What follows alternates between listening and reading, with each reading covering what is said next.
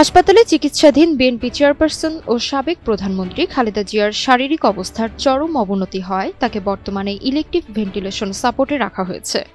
তার চিকিৎসায় গঠিত মেডিকেল বোর্ডের প্রধান অধ্যাপক ডক্টর শাহাবুদ্দিন তালুকদার স্বাক্ষরিত এক বিবৃতিতে বৃহস্পতিবার এ তথ্য জানানো হয়। বিএনপির মিডিয়া সেলের সদস্য সাইরুল কবির খান গণমাধ্যমে বিবৃতিটি পাঠান। মেডিকেল বোর্ডের বিবৃতিতে খালেদা জিয়ার স্বাস্থ্যের বেশ কিছু জটিলতা তুলে ধরা হয়। শ্বাসকষ্ট বেড়ে যাওয়া, রক্তে অক্সিজেন কমে যাওয়া এবং কার্বন ডাই অক্সাইডের মাত্রা বেড়ে যাওয়ায় প্রথমে উচ্চমাত্রার নেজাল ক্যানুলা ও বাইপ্যাপ মেশিনের মাধ্যমে চিকিৎসা দেওয়া হয়।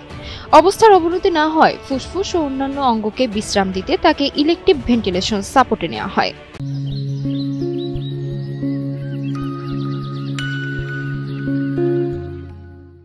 শরীরে গুরুতর ব্যাকটেরিয়া ও ফাঙ্গাল ইনফেকশন থাকায় খালেদা জিয়াকে উন্নত অ্যান্টিবায়োটিক ও অ্যান্টিফাঙ্গাল চিকিৎসা দেওয়া হচ্ছে।